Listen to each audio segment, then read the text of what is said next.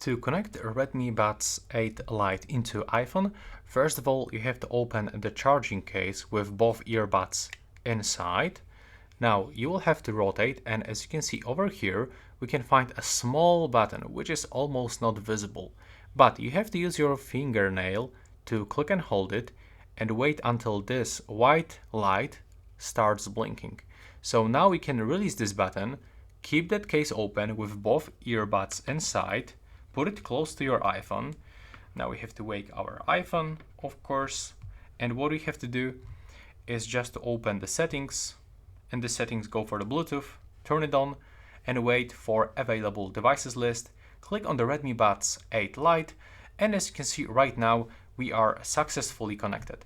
But what you can also do, you can simply go into the app library, go for the App Store, and you can even get the Xiaomi earbuds application. There we go. So you will unlock more features of these earbuds on your iPhone. If you find it useful, please hit the like button.